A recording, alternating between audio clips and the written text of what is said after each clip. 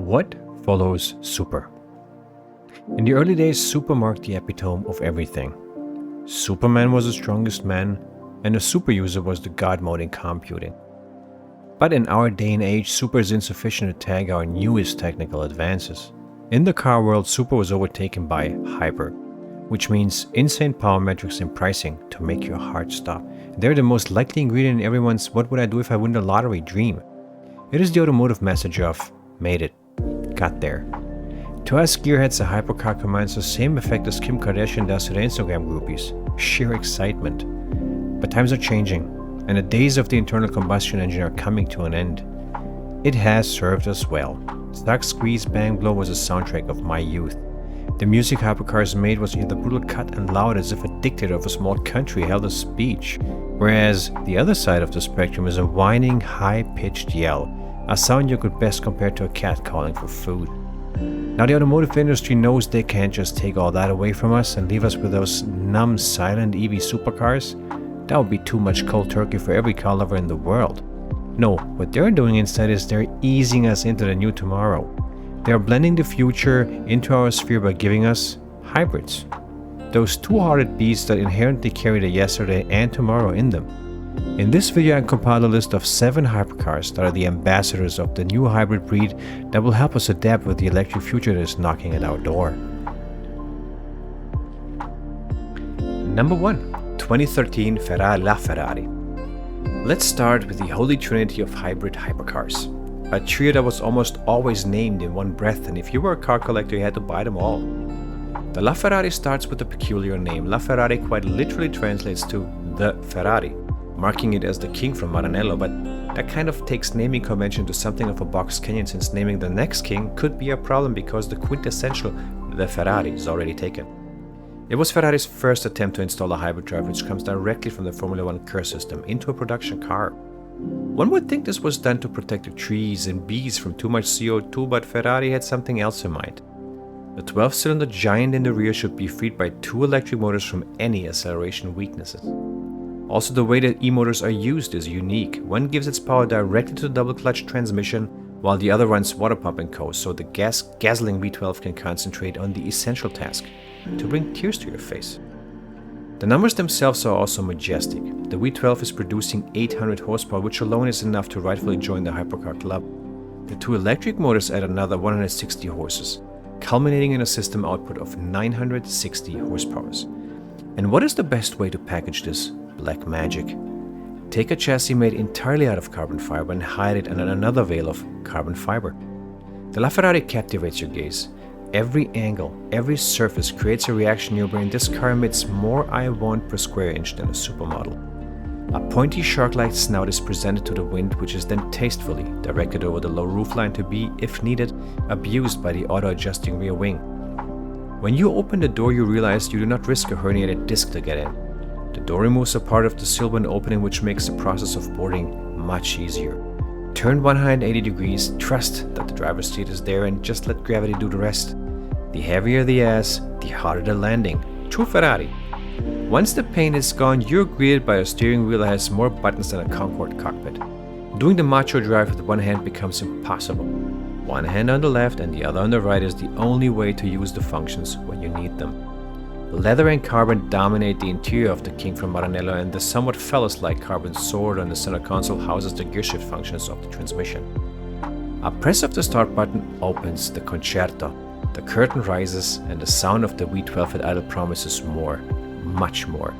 Stepping on the gas pedal catapults the Italian from a standstill to 60 miles per hour in 2.7 seconds, while your neck muscles heroically try to keep your head straight. The acceleration taps out at 221 miles per hour. This pale number says nothing about the drama which this is achieved. The engine revs over 9,000 RPM. The sound going through the cabin sounds like an opera singer after a hefty kick between the legs. And exactly then, the Ferrari goes under your skin. Like a venom, it creates an electrifying tingle. Now the grin on your face is brought to light and you can't do anything about it. In automatic mode, your grandma could drive the car through the city center. In race mode, you need the testicles the size of emu eggs. Between 2013 and 2016, 499 LaFerrari coupes and 210 open-top Apertas were built, plus a few that were auctioned off for charity. You were not able to just buy one. No, it was offered to you. And when you got the call, you better had the $1.4 million ready. Number 2, the McLaren P1. McLaren is often accused of being British, cool and sanitary. The cars from the sports car forge in Woking are subordinated to function, and all other aspects have to take a back seat.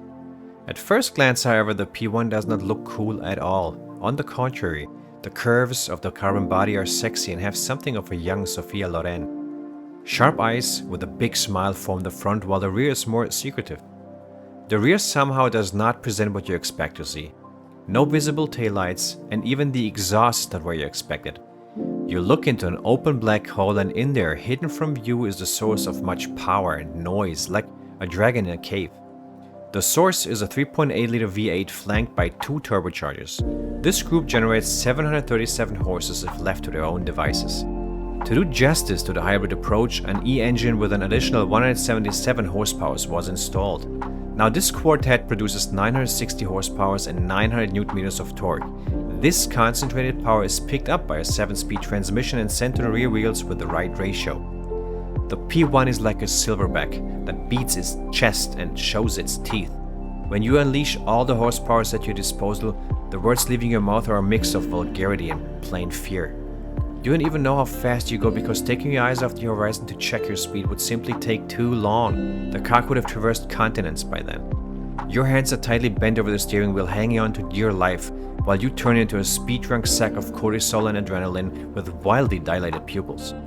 Testing confirms the P1 will sprint to 60 miles per hour in 2.7 seconds and continue pulling hard until it reaches its governed top speed of 217 miles per hour. The most remarkable thing about a P1, of which 375 were made, is its ability to corral a V8 and an electric motor fed by a lithium-ion battery pack and a mass of power electronics into a cohesive whole that manages to smoothly and easily deliver a uniquely extreme speed experience. It's all drama. Lift off the throttle on corner turn-in and the turbo boost release itself with an initially shocking woof. You hear air howling as it is sucked into the roof snorkel en route to meet its fate in the combustion chambers. You hear the low register rage of the engine, which even at idle is incomparably loud for a street car. Pebbles kicked up from the surface ping when they hit the carbon fiber wheel wells and underside with the crack and the clarity of a rifle report. Seated in the beast, you are surrounded by the expected orgy of carbon fiber. It's a serious place of business. Controls are held to the bare minimum. You get rotary knobs and buttons and a big digital readout in place of gauges. The firm but not constraining seats are manually adjusted, and no, there are no seat heaters. The view out the rear is by way of a carbon fiber tunnel roughly the dimensions of a tissue box, but who cares about behind you? The pedals are small and work literally shoulder to shoulder. To operate them, you need the graceful petite legs of an Angolan long-distance runner.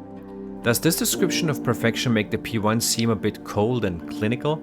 Rest assured, thrill-seeking billionaires, it's not.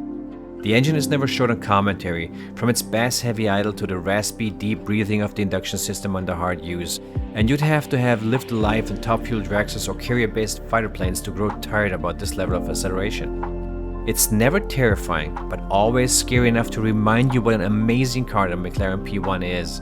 And this amazement has its price. When new, the P1 could be yours for $1.1 million. Number 3. The Porsche 918. It's almost impossible to talk about a Porsche 918 Spider without comparing and contrasting it with the McLaren P1 and the LaFerrari. The Porsche is sometimes seen as the most understated of the three, but in many ways it's actually the most impressive. There is no butterfly-loving V3 banging away underneath the 918's perforated engine cover. Think instead high-output V8 bristling with modern engine technology. Porsche says the engine was derived from that in the Le Mans class winning RS Spider, but you really need to stretch the definition of derived for that to be the case. In large part, the only commonalities between the RS Spider's 3.4-liter and the 918's 4.6 are that they both have flat plane cranks and 90-degree V angles, and saying that 90-degree Vs on two 8-cylinders implies shared roots is like claiming you and Santa Claus must be cousins because you both have beards. But if the 918's engine shares little with the racing car's mill, it also shares little with those of any lesser Porsches. For starters, it breathes in reverse.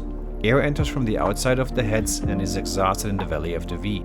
Then, rather than wind their way to the back of the car, the spent gases simply exit skyward from a pair of gaping cannons mounted immediately aft of the occupants' heads. This approach left no room for any muffling to take place. The vibes released are raw and unfiltered.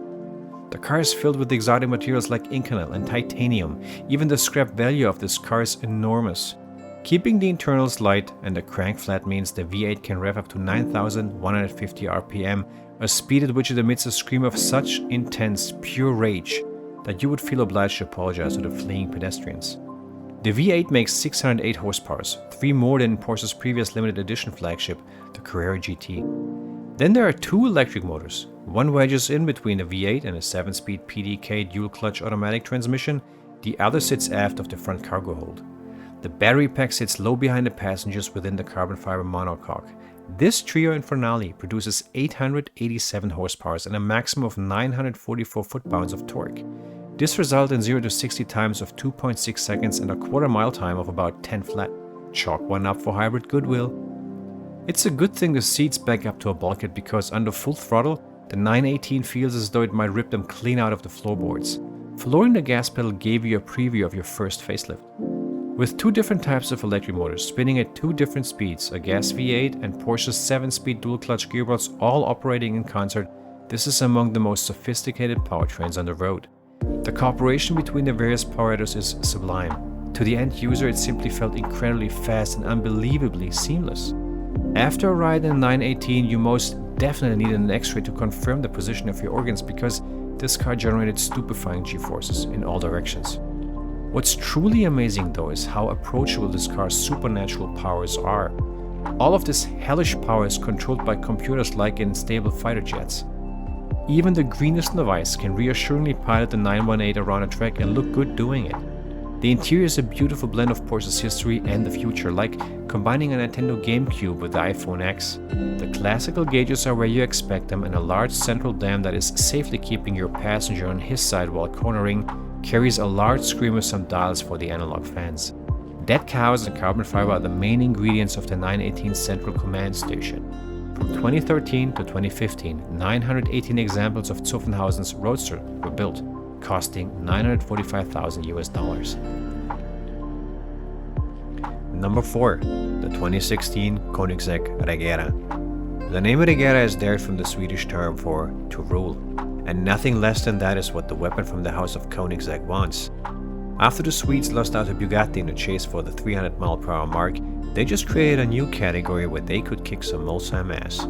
The 0 to 400 back down to 0 km/h discipline where go and ho are just as important.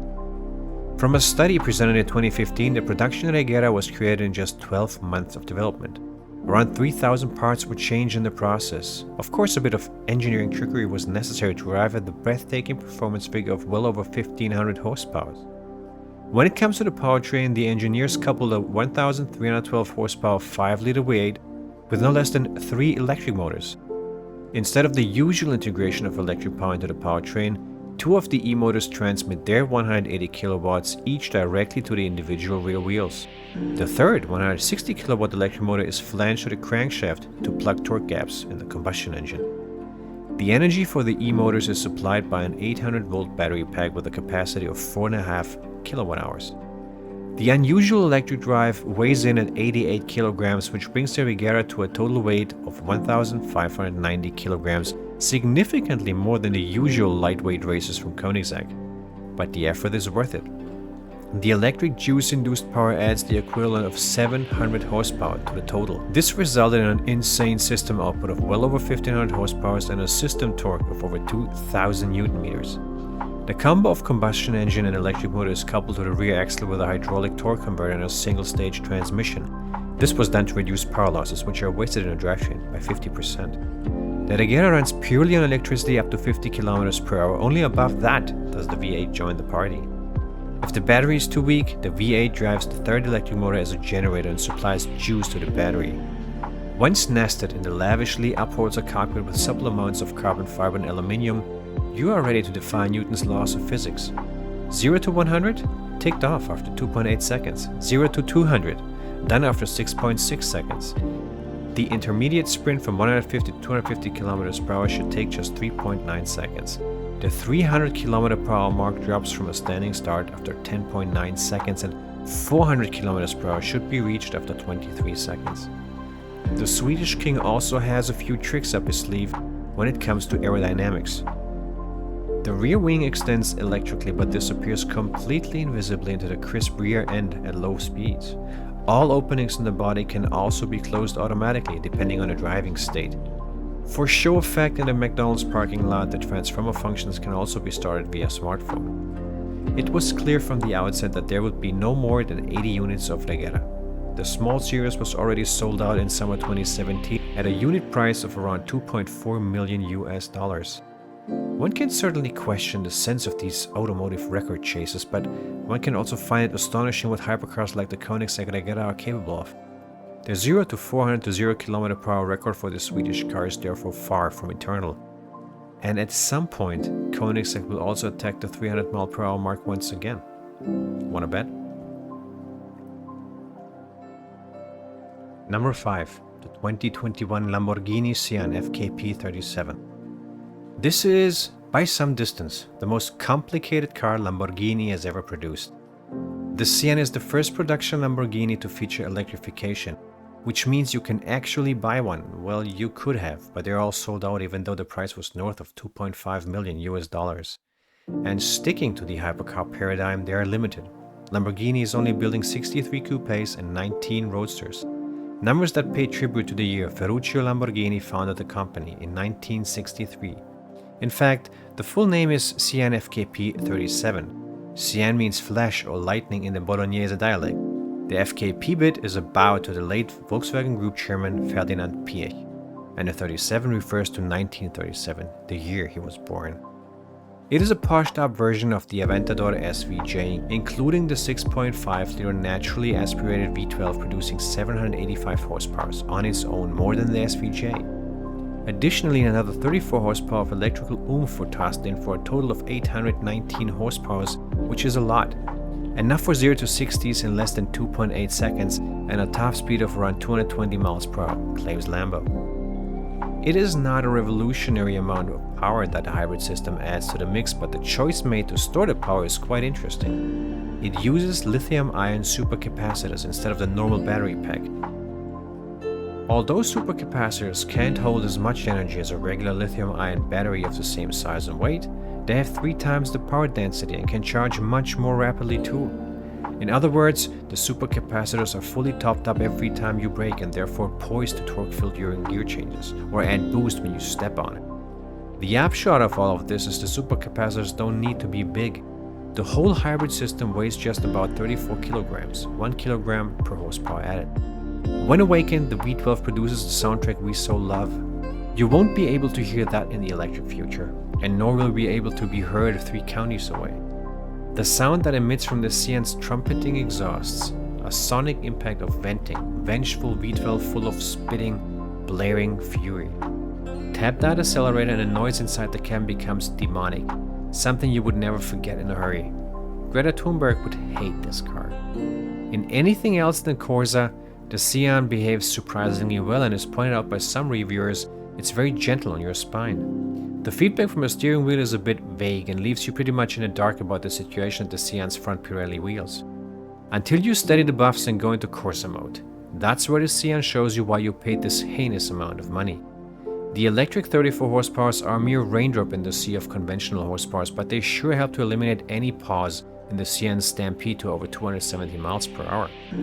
The interior is pretty much SVJ with some added hybrid information. Estimating the outer edges of the car is pure guesswork. Rear visibility is comparable to the look through a keyhole. Objectively speaking, it's simply not worth the pile of money when a standard Aventador SVJ does 95% the same thing for about 15% of the investment. But that's not the point. There will only ever be 63 Sian coupes and a further 19 roadsters. Exclusivity alone justifies the value for those that can afford the entry price. Number 6. Ferrari SF90. When we look at the number 1 in this list, the LaFerrari, which by sheer outer appearance takes your expectations to stratospherical heights. And while your jaw gives in to gravity, the only thing you don't feel is doubt.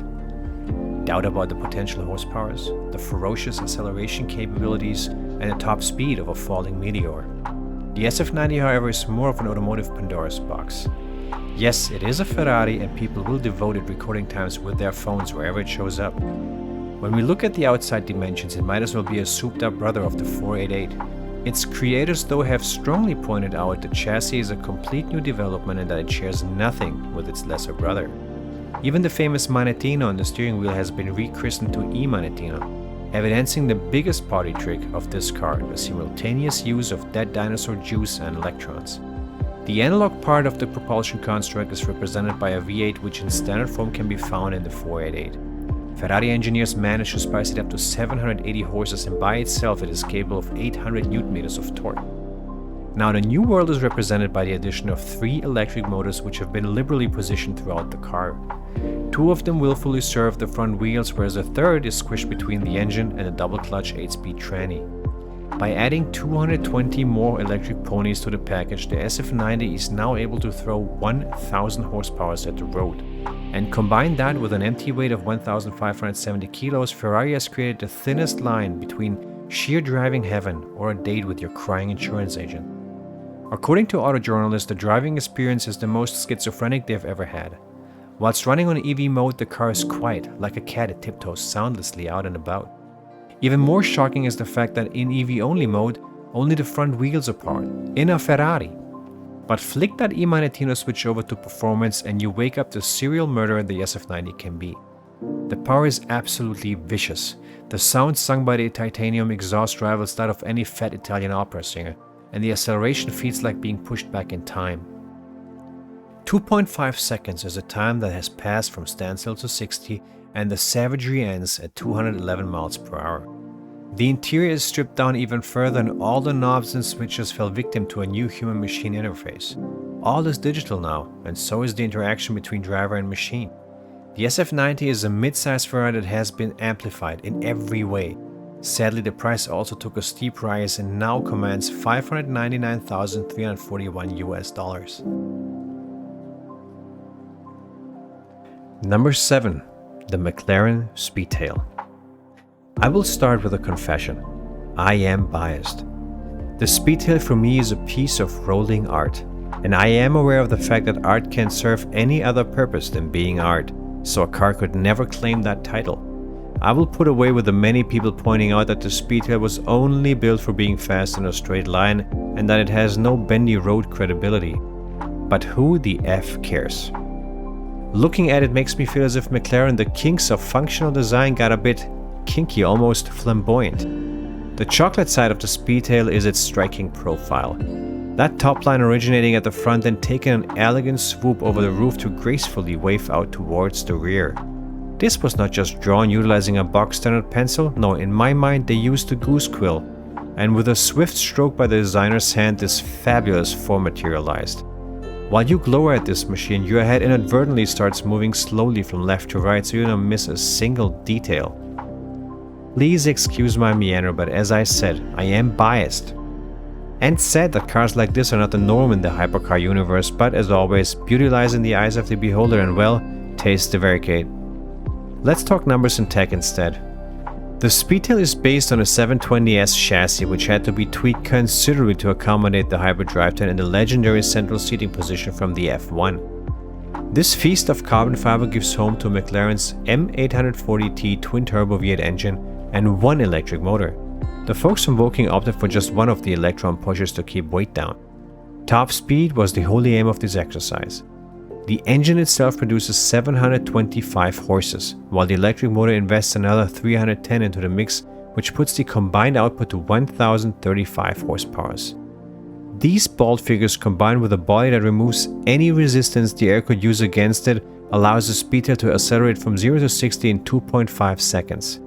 But that time is picayune, as the real realm of the Speedtail's dominance is the 0 to 186 miles per hour time. 13 seconds flat.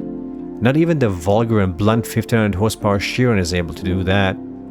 That's where the Speedtail is at home, and in its beautifully crafted 3-seat interior it can take you there.